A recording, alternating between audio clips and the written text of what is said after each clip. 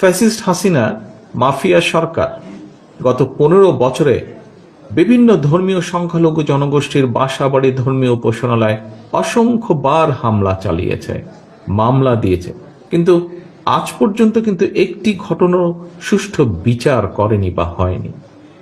আজকের এই দিনে বিএনপির পক্ষ থেকে আমি আপনাদেরকে আশ্বস্ত করে বলতে চাই, আগামীতে ইনশাল্লাহ নির্বাচনকালীন নিরপেক্ষ সরকারের অধীনে অনুষ্ঠিত জাতীয় নির্বাচনে জনরায় বিএনপি সরকার গঠন করার সুযোগ পেলে সিভিল সোসাইটি, সর্বদলীয় এবং সর্বধর্মীয় প্রতিনিধিদের সমন্বয় গত 15 বছরে বিভিন্ন ধর্মীয় সংখ্যালঘু জনগোষ্ঠীর বাসা বাড়ি, ধর্মীয় উপাসনালয় প্রতি হামলার ঘটনার উদ্ঘাটনে একটি নাগরিক তদন্ত কমিশন গঠন করে নাগরিক কমিশনের রিপোর্টের ভিত্তিতে দেশের আইন অনুযায়ী আদালতে প্রতিটি ঘটনার বিচারের উদ্যোগ গ্রহণ করা হবে।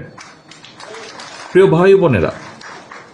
ভাই বোনেরা, আমাদের মহান মুক্তিযুদ্ধের মূল মন্ত্র ছিল সাম্য, মানবিক মর্যাদা, সামাজিক সুবিচার।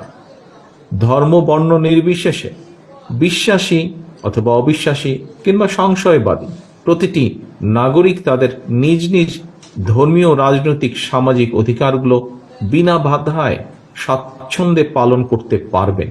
এমনই একটি স্বাধীন রাষ্ট্র ও সমাজ বিনির্মাণের জন্যই মুক্তিযোদ্ধারা বাংলাদেশ স্বাধীন করেছিলেন। কে মুসলমান, কে হিন্দু, কে বৌদ্ধ, কে খ্রিস্টান, মুক্তিযুদ্ধের সময় আমাদের এমন জিজ্ঞাসা ছিল না।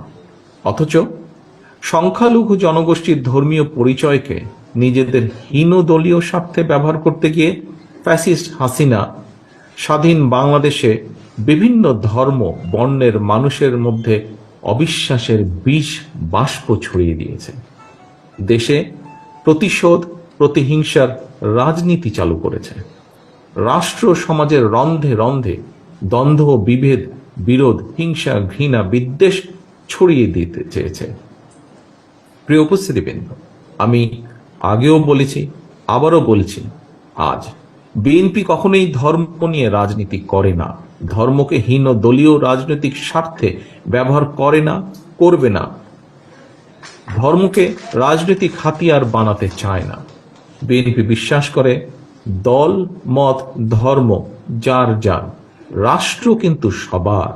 বিএনপি বিশ্বাস করে ধর্ম যার যার, নিরাপত্তা পাবার অধিকার সবার।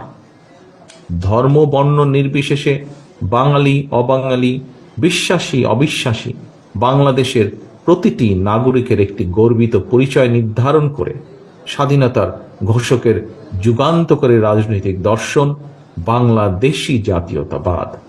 সুতরাং পরিচয় সংখ্যালঘু নয়, যা একটু আগে মহাসচিব সাহেবও ওনার বক্তব্যে বলেছেন।